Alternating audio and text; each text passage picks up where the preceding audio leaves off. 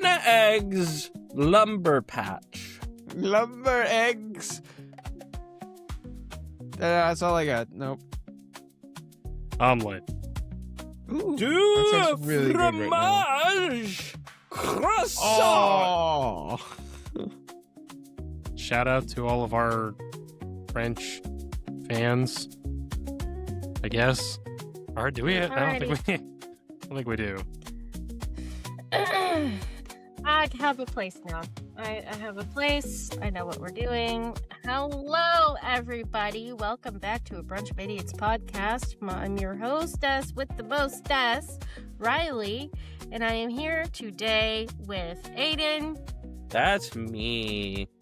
RJ. Ah, And Jay. It's morbid time. Also, I'm not sick anymore, guys. Hey. See, I'm yeah. real. Happy Brunch Kilbuko. I hope that's pronounced correctly. Happy Brunch, Kilbuko, Kilbuko.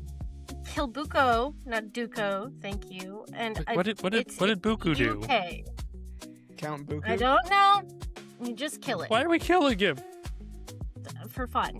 He's a Anyway, cartoon. today we are going to be talking about fandom and its consequences. Yay! Like killing Buku. Our fandom is trying to Mods, kill kick us. him from the server. What do you mean? No.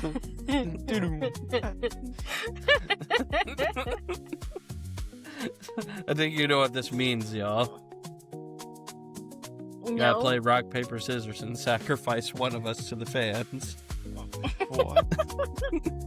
Sacrifice one of us to the fans? For the fandom. The What is the it? fandom Mort of says in exactly 2 people, maybe? 3. Hi, Wayne. what is it? Mort says in Madagascar. Oh, I'm a sacrifice. Oh, okay. So, when I decided we were going to talk about fandom, I was specifically looking at the stuff that's been going on with Glitch Productions, specifically Gooseworks, and their creation, The Amazing Digital Circus, and I had the a feeling this is absolute what this was about. nonsense that's been going on with that. But also, it's been coming up a lot recently with other things as well. So I just thought it would be an interesting topic to discuss. Looking at you, husband. Lord, don't even get me started. Because today's We gonna be could. a happy day in hell. And the fandom. Yeah. Right? High Those two are five. synonymous. I mean, yeah, because the but anyway. So, in case our viewers are unaware of who Glitch Production, or what Glitch Productions is, who Gooseworks is, and what the Amazing Digital Circus is, Glitch is an independent animation studio that is based out of Australia. They produce cartoons like Murder Drones, Knights of Guinevere, and the Amazing Digital Circus. Oh my goodness, that's so hard for me to say. Gooseworks is the writer of the Amazing Digital Circus. Their work has been pretty integral to really Glitch's success. Not that Murder Drones wasn't a successful franchise, but the Amazing Digital Circus really put it off. And then the Amazing Digital Circus is a cartoon. It's a 3D animated cartoon that is based off of the short story I Have No Mouth, But I Must Scream. And I think that's all you really need to know about it. It's almost It's a done. mess. Well, the show is not necessarily a mess. It is almost No, the show's done. pretty good. We are just waiting for the last episode to come out. And the fandom, which has made this, show so incredibly popular, wanted to, and this was, I guess, spurred on by Glitch Productions a little bit. They wanted to do something similar to what happened with Markiplier's Iron Lung movie, where the final episode was supposed to air in theaters about a week before, or 2 weeks before it aired on YouTube where it's been hosted. And people were very upset because it was an incredibly limited release. And so Glitch basically told people, if you want this to show up near you, you're going to have to make it happen because we cannot. So people went around championing, gaining, this final episode in their, home theaters, not home theaters, but like hometown theaters. And a few of them actually succeeded in getting the show aired internationally. Well, not aired, but shown internationally in theaters. Now, that's where problems began, because the international theaters wanted certain rights that Glitch was not willing to relinquish. And so they canceled the showing in a few of these theaters, and it made the fandom very upset, because the fandom was like, well, you asked us to do this. Not necessarily true. Not in the capacity that people are acting like. There's a little bit more to the drama, but that's the big basic one. Really, my issue with the way that fandom has turned out in this one has been that people are being incredibly entitled to something that was supposed to be a very special, limited release. And they're acting like it's a personal slight that they do not get what they want from the producers. And that pisses me off a little bit. And as a result, they've sent like massive amount of hate to Gooseworks, who basically has decided they're bullied off the internet from here on out. We'll see what actually happens there, but like that's disgusting behavior. Sending death threats because you don't get a show in theaters is ridiculous. Or spoilers. Right. Because that was the other, like, oh, spoilers, blah, blah, blah. Which only happened because they insisted on trying to get the show aired in the theaters anyway. Yeah. It's not looking great right now, and a lot of people are pointing fingers at other people for a soul blame. And in this case, I feel really bad for Gooseworks that just wanted to make a cartoon. I feel like it became bigger than what even Goose was expecting. Mm-hmm. Which is why they don't really know how to handle everything to the extent that it needs to be in this case. I don't think anybody could handle it. Even large corporations wouldn't necessarily be able to handle this kind of backlash. Because, I mean, like, for instance, okay, back in yonder years, Voltron with DreamWorks. Like, DreamWorks is a large company, and they were still having to, like, hire security details for voice actors because they were getting death threats. Oh my gosh.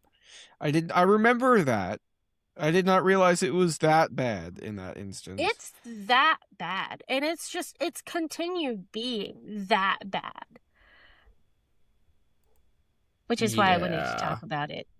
Sorry to go on a super long rant about Amazing Digital Circus, but that's what brought this upon our little podcast here, because I think people who are super fans are sick in the head a Yeah. little bit. A couple of the ones, unless anyone had anything super pressing they wanted to talk about, I had a couple. Jump in on the super fans, RJ. So one, and only one of these is something that I'm somewhat connected with, but one of the first ones I thought of whenever you brought up this topic was Sleep Token. I don't know how familiar you guys are with the band. They're kind of like I don't even know, like a gothic melodic metal group, I guess. So they're all masked individuals for anyone who's not familiar with the band. So they all have like stage personas, and they don't they don't use names or their faces. They just let their music speak for itself, which has been really cool. And they have like a bit of a like mystery aspect to their band, which I think is a part of their whole shtick, is, you know, the mystique behind it. Anyway, this results in a lot of obsessive fans trying to dig up as much information as possible, which I can understand, especially for like, you know, faceless content creators and stuff. I know that a lot of people have struggled with that as well. But I don't understand the need to learn everything about these people. A part of what makes the band special is that, you know, detachment and the mystery. And it's just a lot of fans with them were very disrespectful. I believe they actually ended up getting a lot of information doxed about one of the instrumentalists. I don't remember which one it was, but it resulted in them basically shutting down everything for a while. So they actually like wiped their Instagram clean, and like their bio said like nothing lasts forever or something along those lines. And people were worried for a little bit that they were just straight up retiring, and they didn't. They ended up coming up with a song called Caramel, which was basically about like the toxic fan bases and how they deal with it.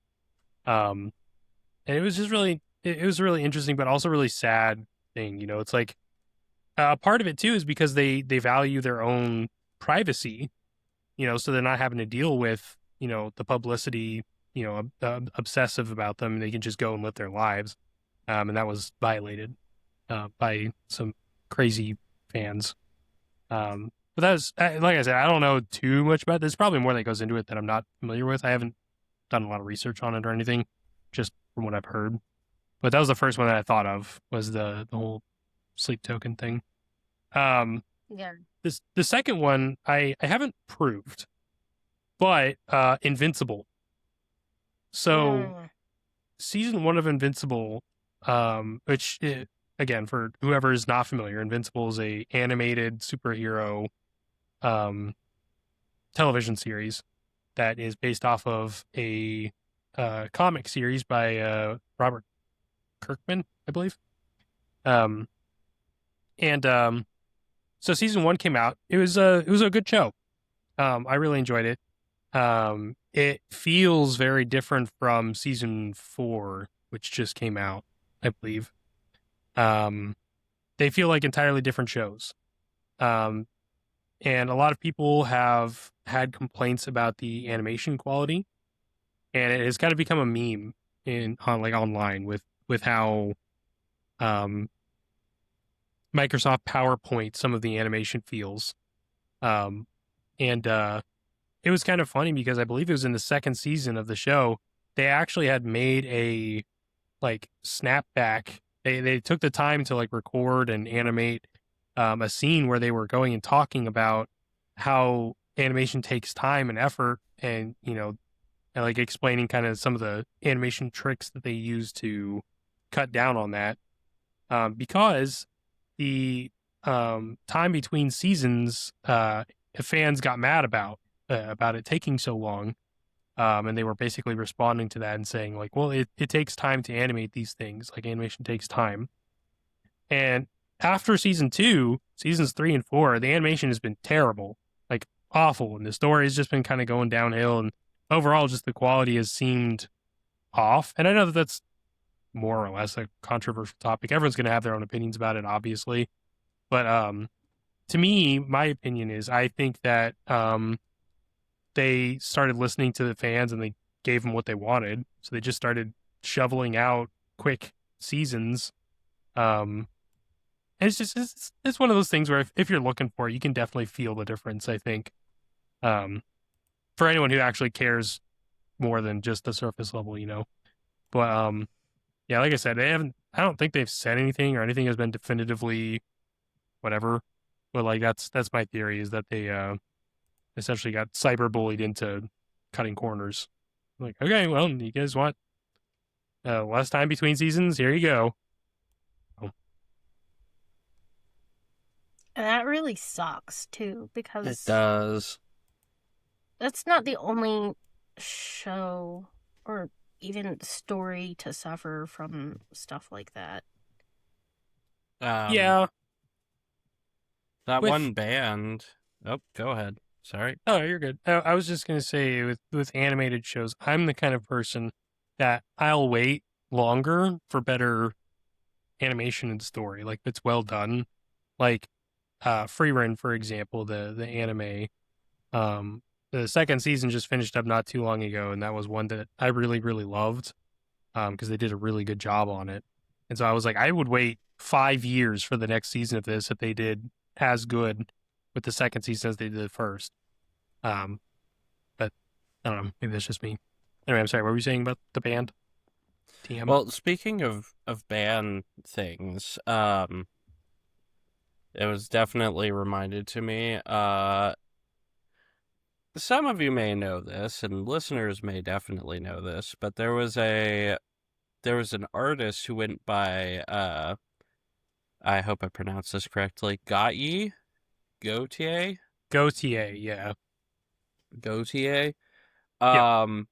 And for those that don't know, it's the song Somebody That I Used to Know. And that song, for educational purposes, is a very intense breakup song. Very emotional. And that singular song, for a long time, ruined that guy's life. Not because the song was bad. The song was really good. Even if he can pick it apart nowadays because he's spent such a long time with it. The problem ended up being that it was too good, and the kind of people that it gathered, these quote-unquote fans, they weren't fans of him. They were fans of that song specifically.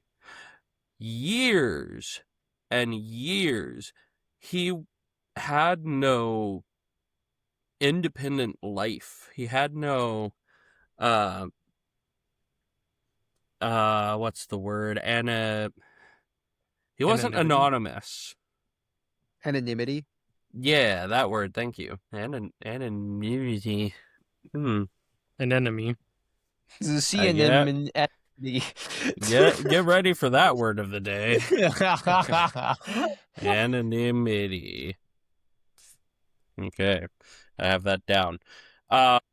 And he'd get so much mail of people saying, "Hey, I covered your song. How'd I do?" And there's so many remixes. It would lose all the hype. Made it the meaning was lost on these people, and it went beyond that. He would go on tour, and these places would fill up with crowds demanding that he do that song, and then he would do it, and then they would leave. They would not listen to the rest of his songs, and they would be disruptive. they wouldn't let him play other songs. It was just a really bad time. And yeah, he can be very nice to people and say that it was the song that ruined his life at that point in time. But it were those quote unquote fans, that fandom, that that ruined his life, because these were just horrid people. Yeah.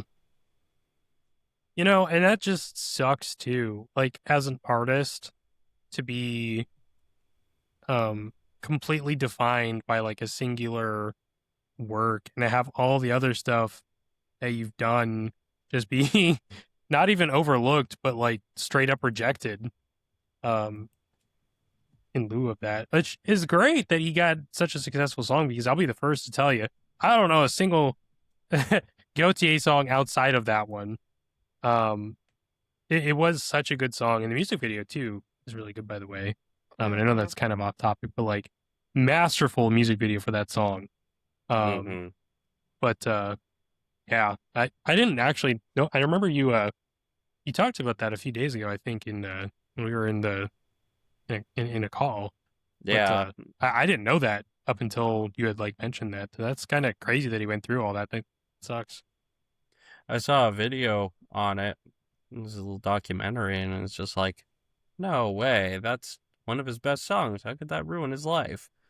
And it's Is like, he still making music? He is, but he doesn't use the Gautier name. He dipped out of that. He has refused monetization on any and all videos with it. He has his own record label called Spirit Level. Huh.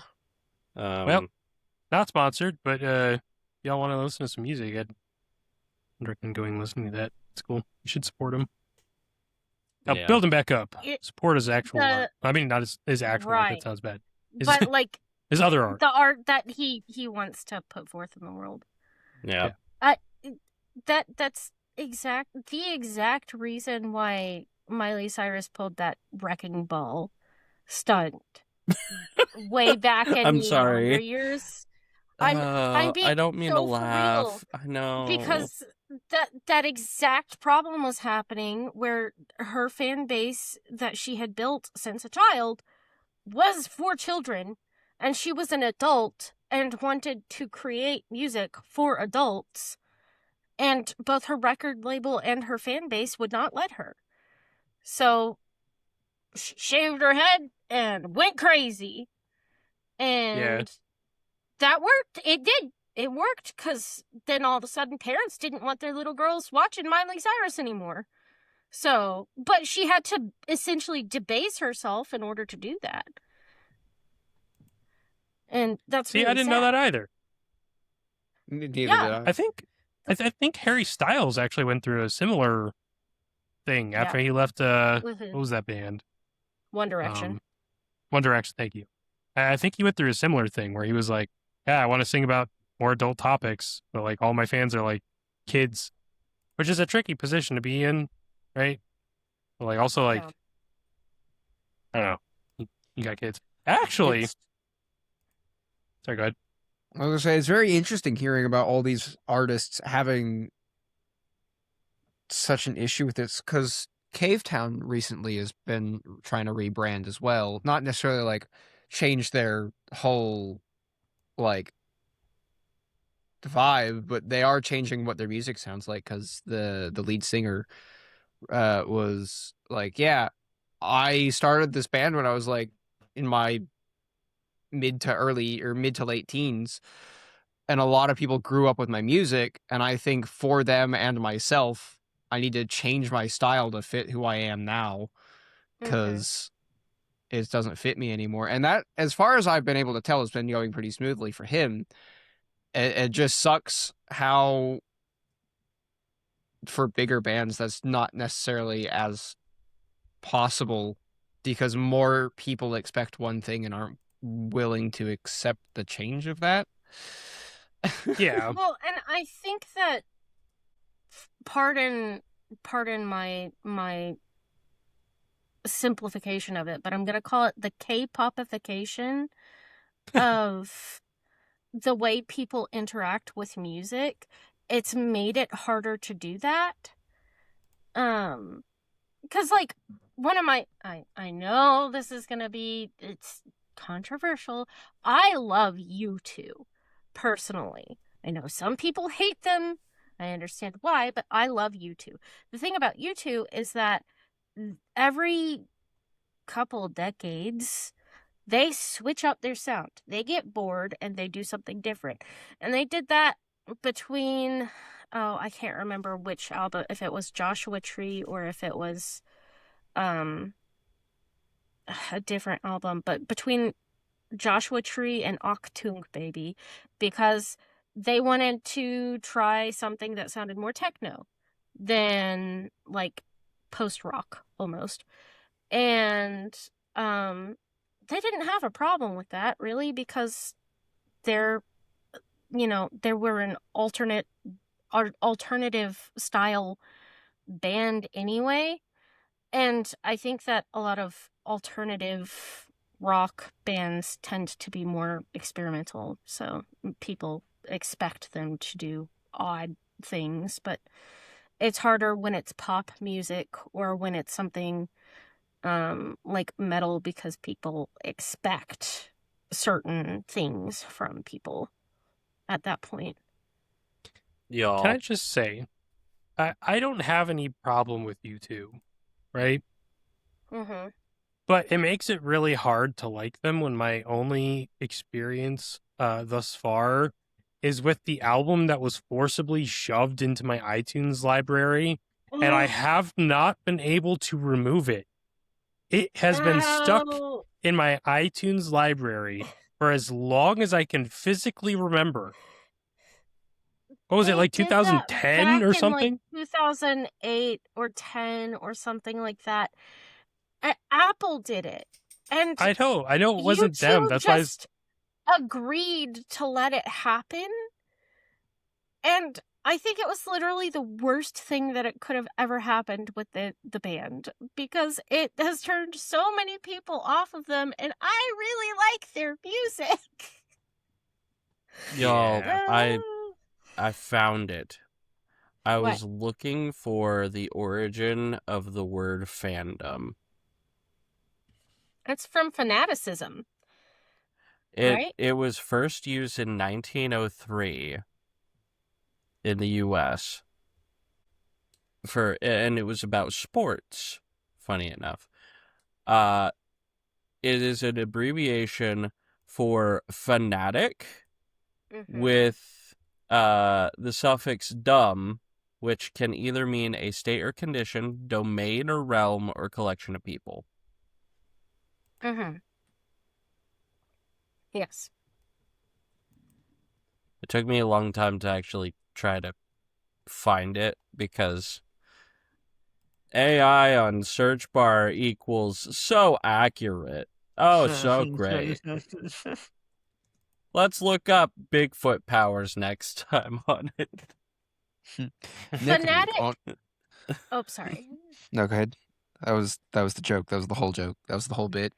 Okay. Well, the textbook definition of fandom is a person exhibiting excessive enthusiasm and intense, uncritical devotion towards some controversial matter, such as religion or politics.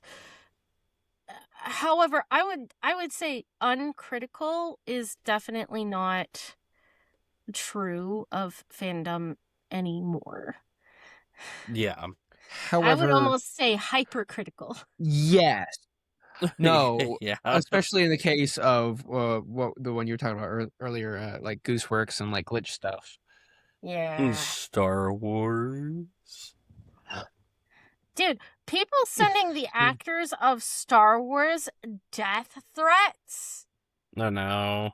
Wild. Way Who too far. else got death threats?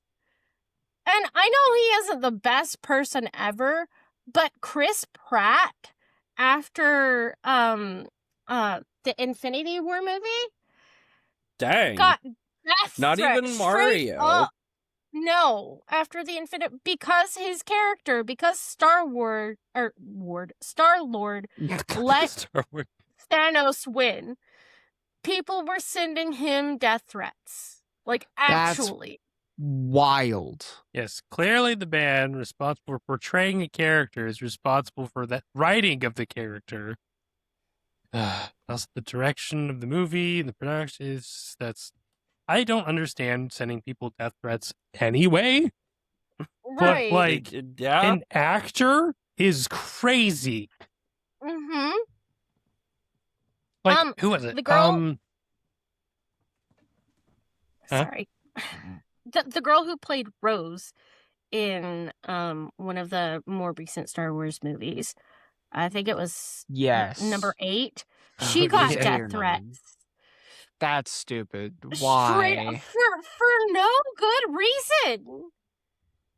Well, it was for a Like, little not bit. that there's any good reason for a death threat, but I mean, like, it wasn't even for, something like, oh, your character let the end of the world happen. No, it was just like her existence made people so unreasonably angry that they sent her death threats.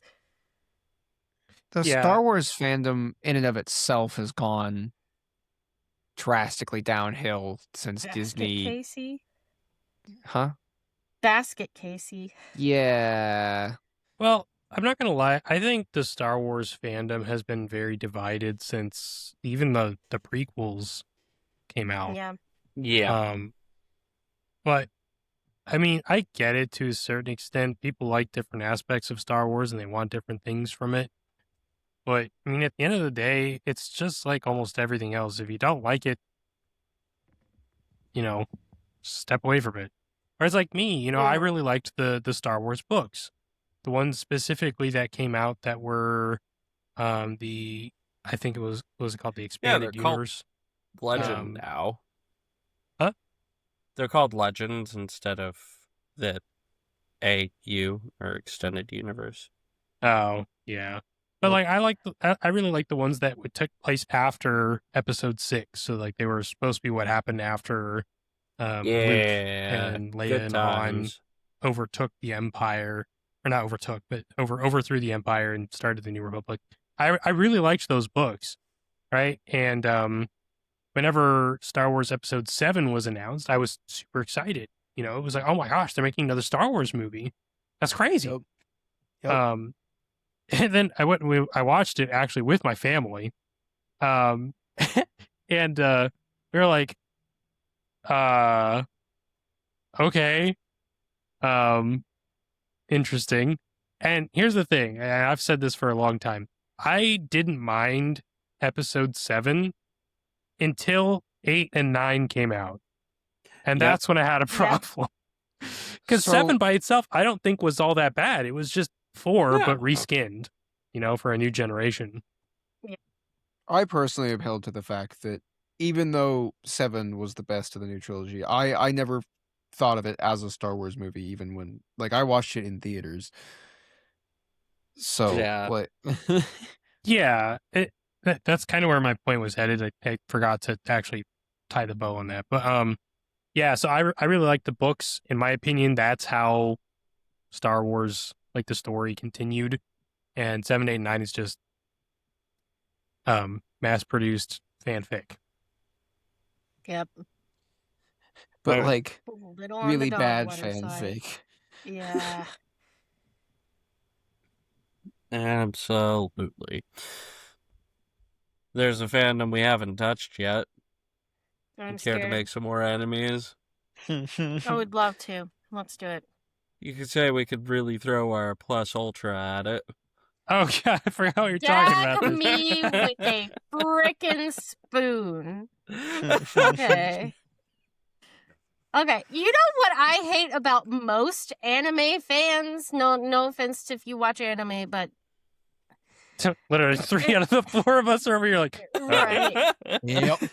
Come on, And Riley, it's full not offense even, us. it's not even anime. It's like people who watch animated stuff, and not all people do this. I want to make that very clear.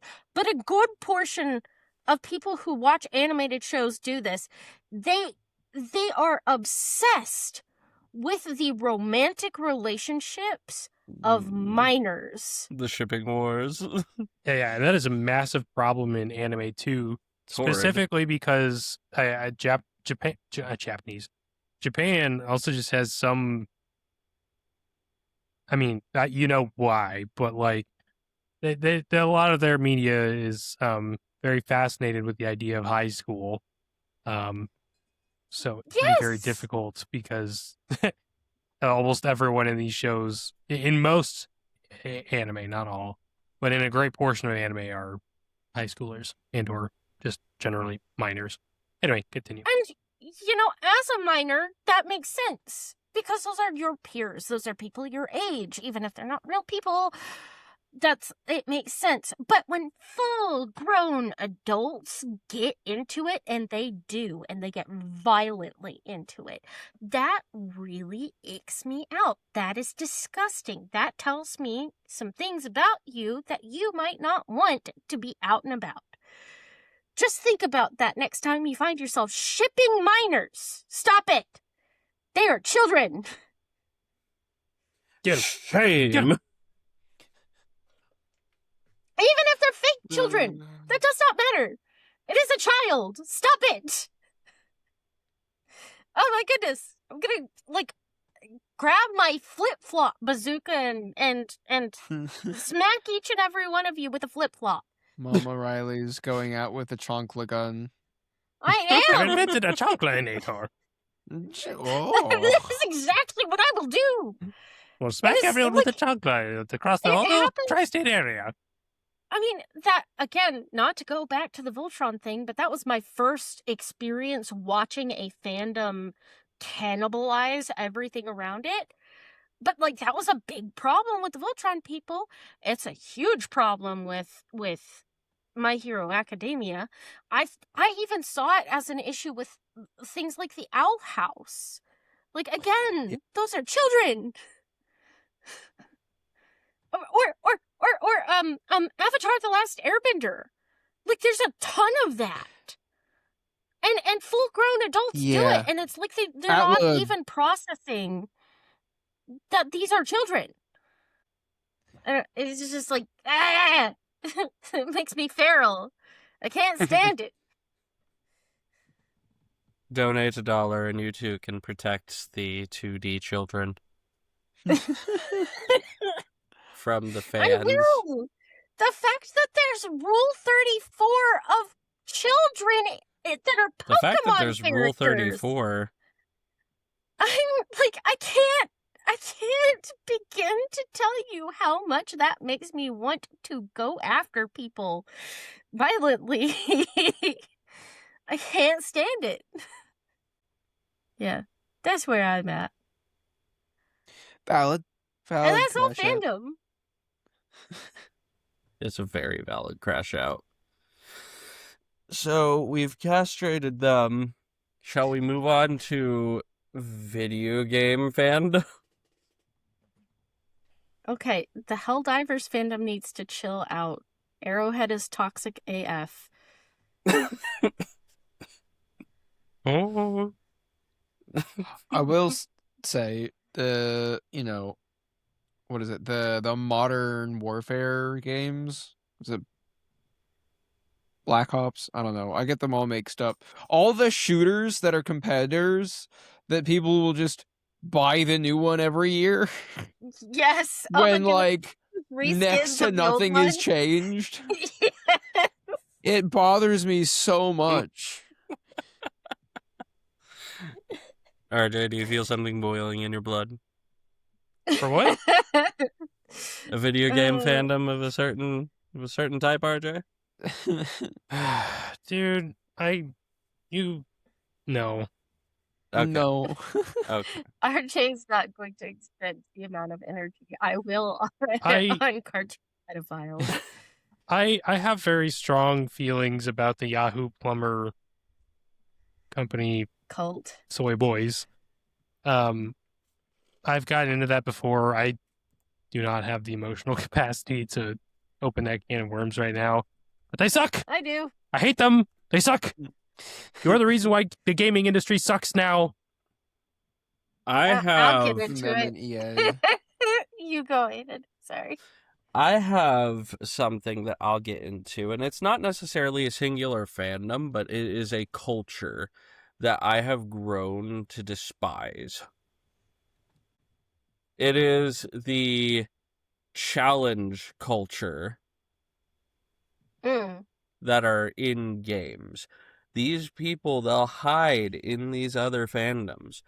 And of course, they're tryhards. That's how they have fun. And I'm not going to judge how you have fun.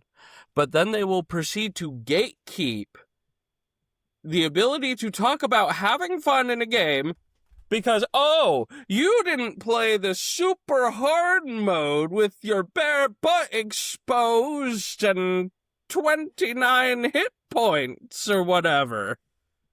Ah! Let me play the Is this- game! Is Dad! this about Elden Ring? Gummit. Yeah, Elden Ring, Helldivers 2, anything with a challenge difficulty increase. People are like, oh, you're not really playing the game until you play it on the hardest thing.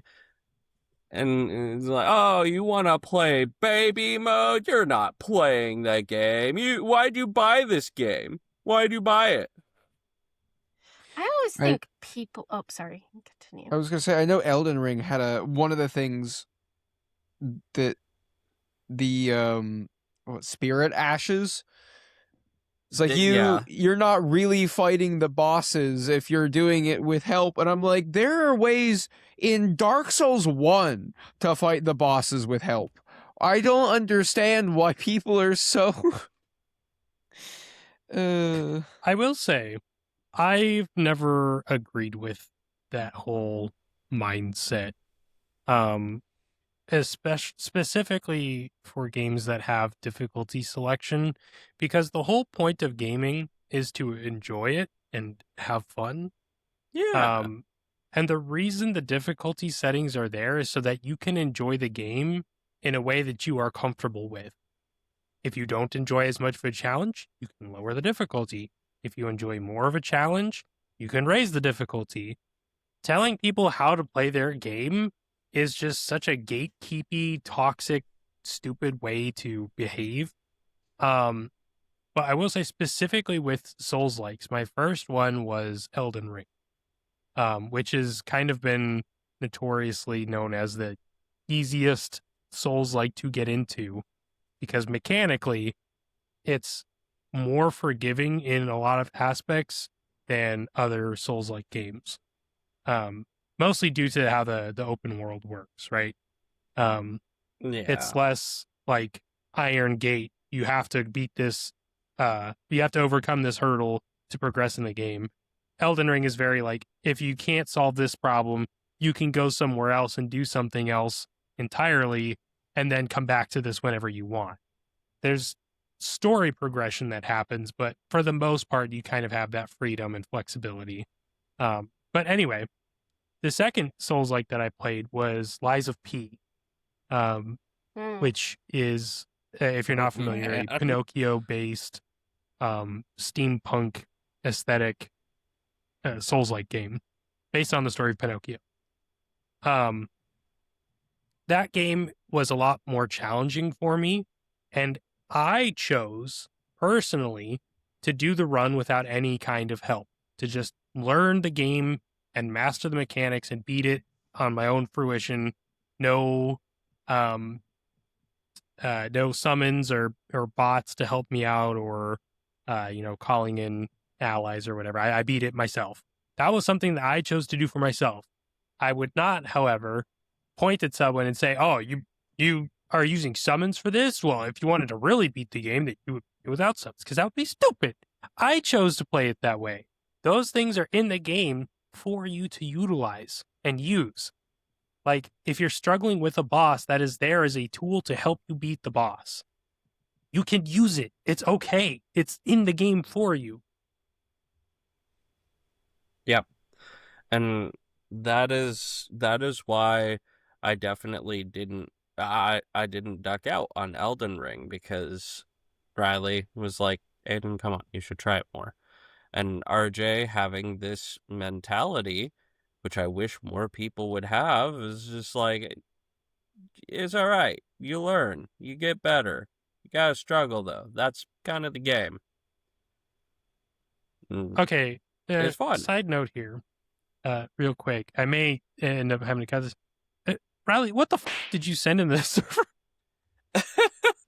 I said Han titty croissant and y'all freaked out.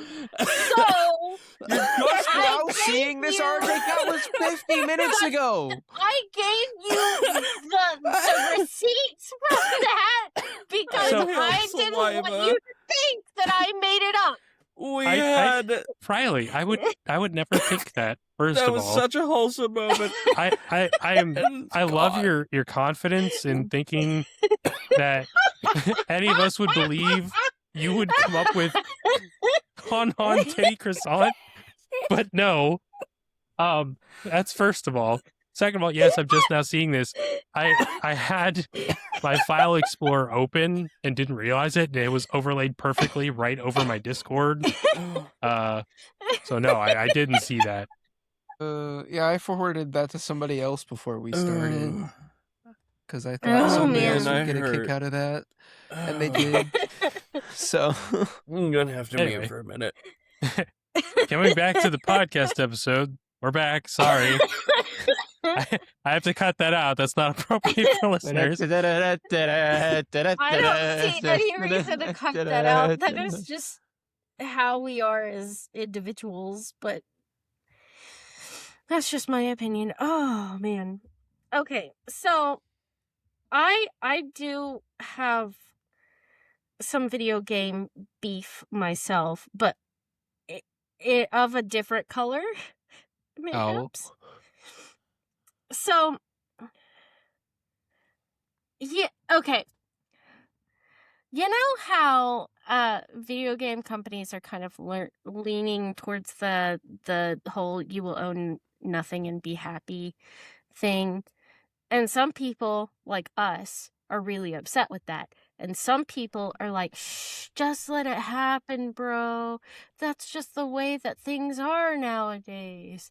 We still play games. It's still fine." You know, that kind of thing. Uh-huh.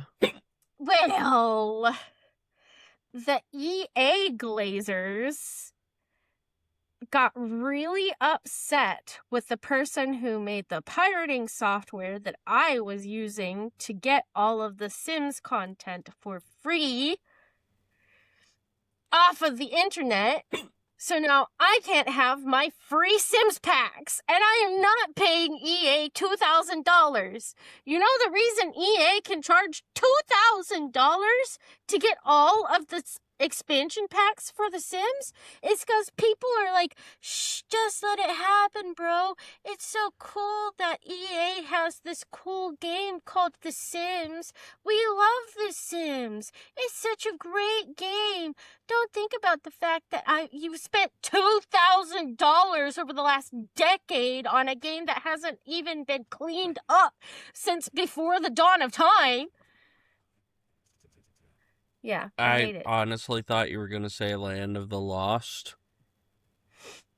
That too. I'm sorry. And it's Still specifically the EA fandom, like not even a specific game fandom, but people who are fans of EA because they like the games that EA has put out that have allowed that to happen.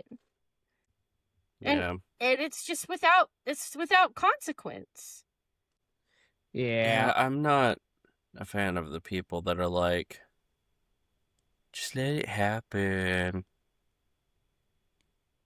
Like, sure, I do love me a good Yahoo Plumber game, especially since, you know, you can teach your Miis to swear in the new Tamagotchi Life game. So, I mean, that's a big W in my book. But that's like the only W the Yahoo Plumber has been able to achieve in a long time.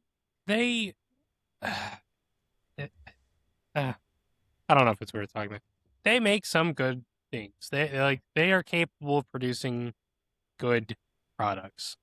The problem is that they are not capable of producing good products consistently because the fan base, the fandom, does not uphold them to that standard. The fandom constantly is not only okay, but praises them for doing not even the bare minimum, below the bare minimum of industry standards, and producing like incomplete, broken, awful games with like no direction, especially nowadays, with big $80 games that are, everyone's trying to do open world or whatever, and so everything has to be open world, and so it just results in a large, empty, lifeless experience in the open world, and then actual like awful gameplay, and they just like tear down pre-existing franchises and IPs. It's a nightmare, and I'm tired of it, honestly. Because it's like back when the Wii came out. Like, nobody complains about the Wii. Wii was terrible. It's one of the worst consoles on the market at the time. But it rocked, right? It did.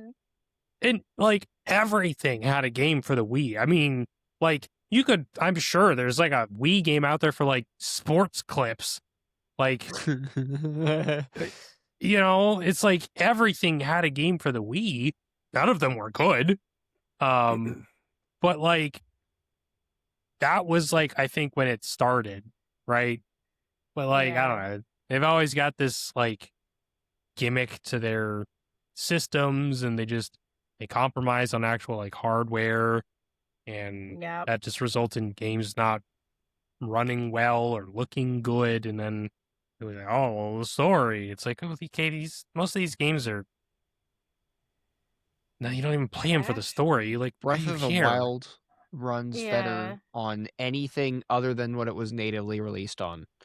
Yes. Yeah, and the whole thing with their newest console, right? And people were praising these games for functioning so well on these consoles. I'm like, okay, so you paid $500 for a new console, and then $10 on top of that to play a game that you already owned to run better than the console it was designed to play on.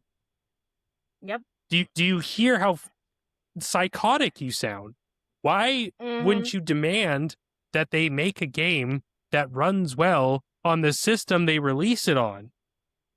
And, keep supporting the system.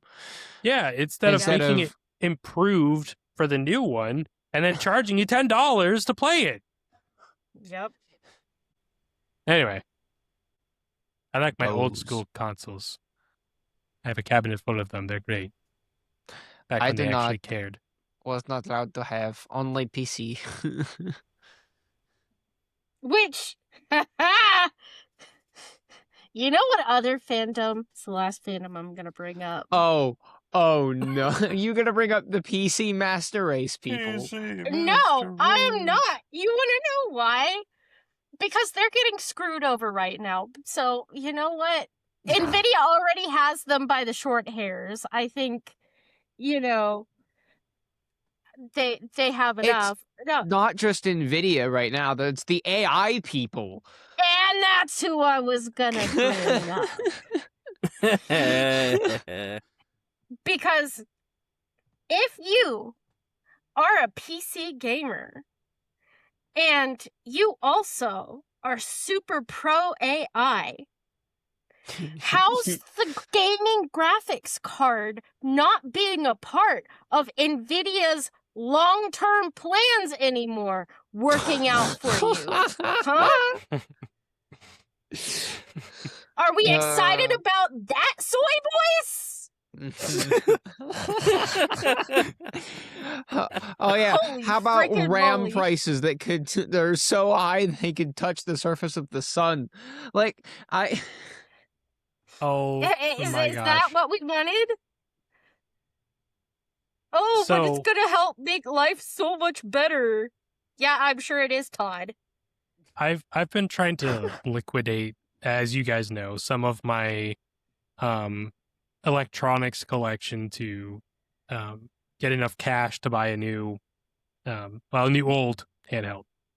And part of that, I was looking at various things that I have excess of and trying to figure out what I could sell for some cash on like Facebook Marketplace and whatever.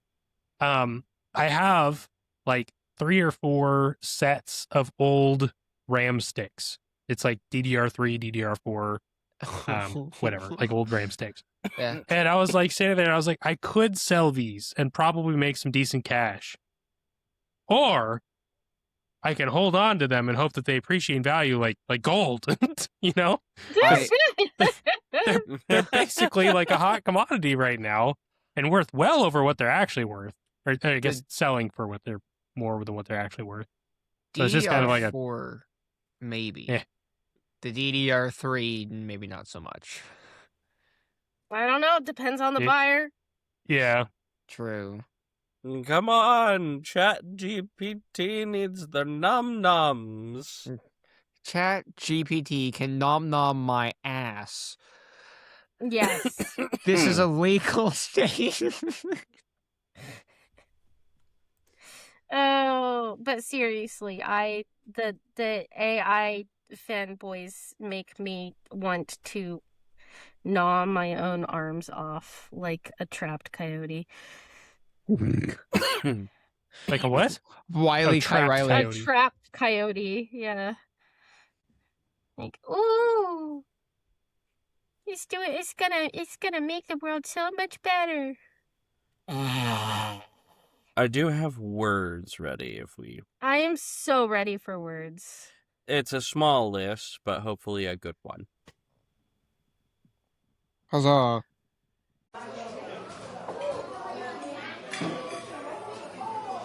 This podcast was brought to you by these words. Sacrifice. Gooseworks. Anonymity. Anonymity. Yahoo! Plumber. Nom nom my insert legal statement. Thanks for listening. I'm making that my status on Discord. Hold up.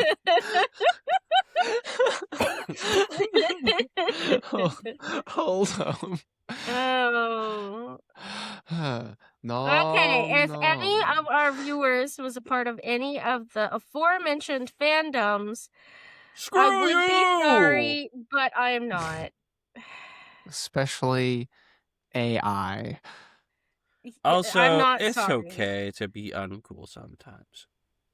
Yeah. Yeah, it's okay to be uncool sometimes. I'm gonna cough into the abyss now. I'll be back. Goodbye. Okay. Goodbye. And have a good brunch to Kilbuco somewhere in the UK. I couldn't tell. Goodbye. Have a good night, Happy everybody. brunch. Happy No. brunch. Where did I put my RAM? I'm getting hungry.